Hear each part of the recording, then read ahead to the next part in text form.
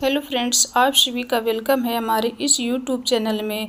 नमो ओम दुर्गाय नमो नमः। आज की वीडियो में आप सुनते हैं प्रतिदिन की कथा। सुनने के लिए, वीडियो को लाइक करने के लिए, बहुत बहुत प्यारे प्यारे कमेंट करने के लिए आप सभी भक्तों को बहुत आभार है। आप सभी सुनेंगे माता मातंगी की कथा। पूजा विधि। गुप्त नवरात्रि के 9वें दिन माता मातंगी की पूजा की जाती है। माता मातंगी महाविद्याओं में से एक माँ मातंगी को वाणी की संगीत अधिकृष्टि देवी माना जाता है। शास्त्रों के अनुसार मातंगी स्तन की देवी तथा माना जाता है। इनके अंदर पूरे ब्रह्मांड की शक्तियां शामिल है। गुप्त नवरात्रि का 9वां दिन अर्घ समर्पित होता है। माता मातंगी ऐसी मानता है कि इंद्रजाल और जुदाई की शक्तियों से छुटकारा पाने के लिए माता मातंगी की पूजा अर्चना की जाती है। माता मातंगी की पूजा करने से वैवाहिक सुखमय जीवन समृद्धि की प्राप्ति होती है।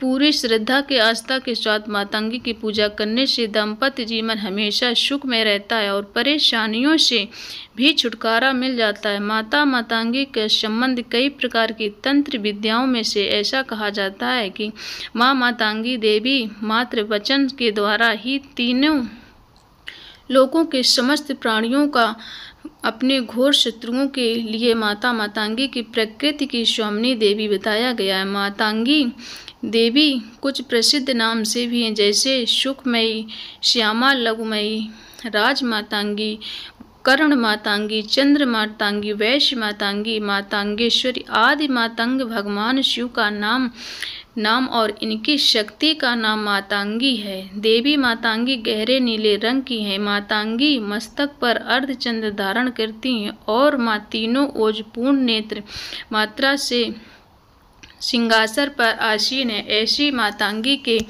एक हाथ में गूंजा की वीणा और दूसरे हाथ में कपाल, बाएं हाथ में खड़ग और देवी मातंगी अभय मुद्रा में। मातंगी के साथ एक तोता भी होता है। वाणी और वचन का प्रतीक माना जाता है।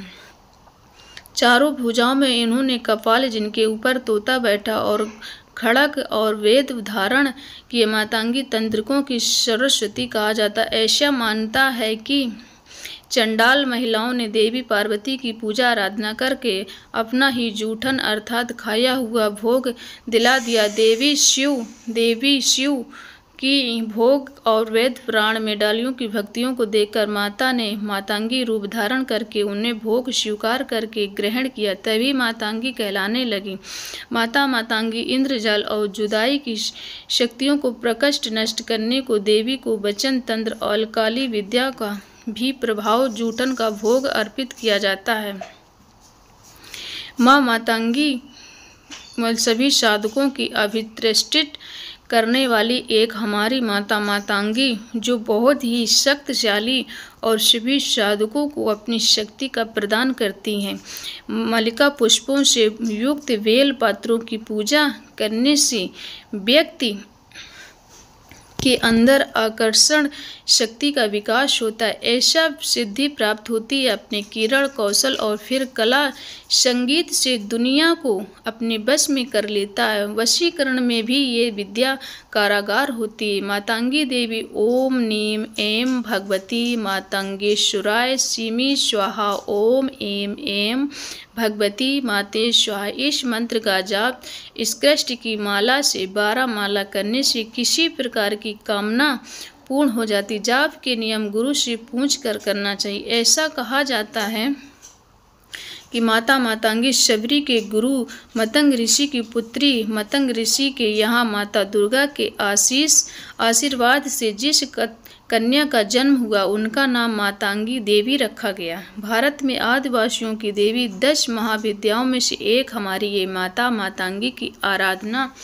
बौद्ध धर्म में की जाती है। बौद्ध धर्म के अनुसार मातंगी की उत्पत्ति कैसे हुई, इस विषय में एक पौराणिक कथा के अनुसार एक बार भगवान शिव उनकी पत्नी लक्ष्मी जी भगवान शिव तथा पार्वती से मिलने के लिए उनके निवास स्थान कैलाश शिखर पर गए। भगवान शिव अपने साथ कुछ खाने की सामग्री लेकर गए तथा उन्होंने खाया सामग्री भगवान शिव को भेंट स्वरूप प्रदान किया। फिर भगवान शिव पार्वती ने उपहार स्वरूप प्राप्त किए वस्तुओं को खाए भोजन तथा खाने का कुछ भी धरती पर नीचे गिर गया। गिरे हुए भोजन के भागों में से एक श्याम वर्ण वाली देवी का जन्म हुआ। मातंगी नाम से विख्यात हुए। अद्भुत उत्कृष्ट भोजन के परिणतस्वरूप में का देवी का संबंध उत्पन्न हुआ, जहाँ पर एक देवी का भोजन ग्रहण करने से उत्कृष्ट मातंगी के नाम से जानी जाती।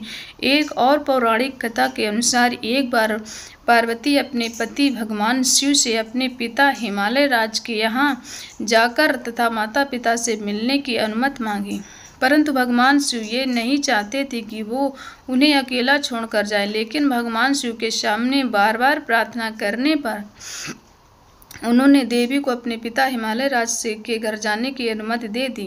जाते वक्त उन्होंने एक शर्त रखी कि शीघ्र ही माता पिता से मिलकर वापस आ जाना। तत्पश्चात परंतु पुत्री पार्वती कैलाश से ले गए इस बाबुल उनके स्वरूप में भेज दिए और कुछ भगवान शिव के बिना पार्वती गए वापस लाने का उपाय सोचने लगे। उन्होंने अपना भेष बदलकर आभूषण व्यापारी के रूप में बदला। हिमालय राज के घर गए। भगवान शिव रूप धारण कर क्योंकि पार्वती की परीक्षा लेना चाहते थे, वे पार्वती के सामने गए और अपनी इच्छा के अनुसार आभूषणों को चुनने के लिए कहा। फिर पार्वती सब कुछ आभूषणों को चुनकर उन्हें से मूल ज्ञात करने को कहा। व्यापारी रूप भगवान शिव देवी से आभूषणों के रूप में के मूल उनके प्रेम की इच्छा प्रकट की। देवी पार्वती अत्यंत क्रोधित हुई। उन्होंने अपने अलौकिक शक्तियों से पहचान लिया। तत्परत देवी प्रेम के लिए तैयार हो गईं। व्यापारी से कुछ दिनों के पश्चात आने का निवेदन किया और फिर कुछ दिनों के पश्चात देवी पार्वती जी भगवान शिव के सामने कैलाश पर्वत पर गईं। समय भगवान शिव अपनी उपासना की तैयारी कर रहे थे। देवी पार्वती लाल वस्त्र धारण किए हुए बड़ी बड़ी करके स्वर्ण वर्ण दुबले पतले शरीर से अपने पति के सम्मुख प्रकट हुई। भगवान शिव ने देवी के उस परिचय को पूछा। उत्तर दिया कि वह चंडाल की कन्या है और तपस्या करने के लिए कैलाश पर्वत पर आई हैं। कहते हैं कि उन्होंने देवी का हाथ भगवान शिव उनको पहचान गए और देवी का हाथ पकड़ लिए, प्रेम में मग्न हो गए। तत्पश्चात देवी भगवान शिव वर दोनों ने भगवान शिव ने उन्हें इसी रूप को चंडाल वर्ण उपस्थित किया, आशीर्वाद प्रदान किया, कई अलौकिक शक्तियों को प्रदान की। फिर माता को इसी रूप में मातंगी माता कहा जाता है। आराधना करने वाला वाक्पटु सत्य और उनके पसंद अशब्द प्रसन्न किया कार्य करने के लिए मातंगी देवी की आराधना मंगलिक कार्य में कहती हैं कि सत्य बोलने पर मातंगी प्रसन्न होती है। अत्यंत आसन क्योंकि एकमात्र ऐसी देवी हैं जिनके लिए व्रत नहीं रखा जाता, केवल मन वचन के द्वारा ही प्राप्त होता है। गुप्त नवरात्रि के 9वें दिन माता मातंगी की विधि विधान से पूजा की जाती है। इसको ध्यान और प्रार्थना किया जाता है। आपकी समस्त परेशानियां अपने मुक्ति से मिल जाती हैं। प्रेम से बोलो माता मातंगी की जय। सुनने में सिद्धि की कृपा। नवरात्रि के 9वें दिन माँ दुर्गा के नीचे स्वरूप में सिद्धिदात्री की पूजा की जाती है। और आज के इस वीडियो में सुनने में माँ सिद्धि की कथा, पूजा विधि, आरती और क्षमा 9वें शक्ति की सिद्धियों को जैसे नाम से ही सिद्धिदात्री कहा जाता है।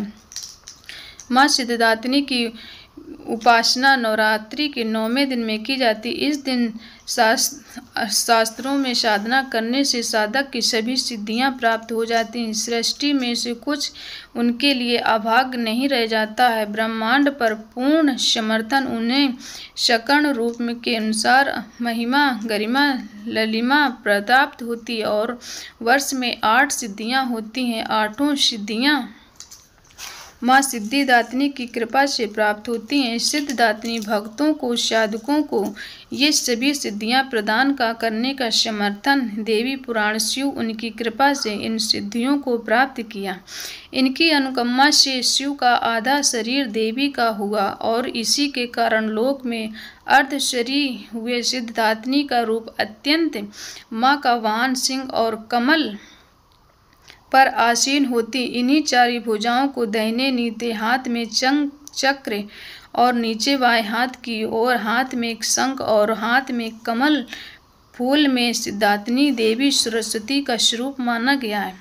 इन्हें बैंगनी रंग अत्यंत प्रिय होता है। शास्त्रों में ऐसा कहा जाता है कि माँ सिद्धार्थनी की कृपा की प्राप्ति के लिए प्रत्येक मनुष्य को प्रयत्न करना चाहिए।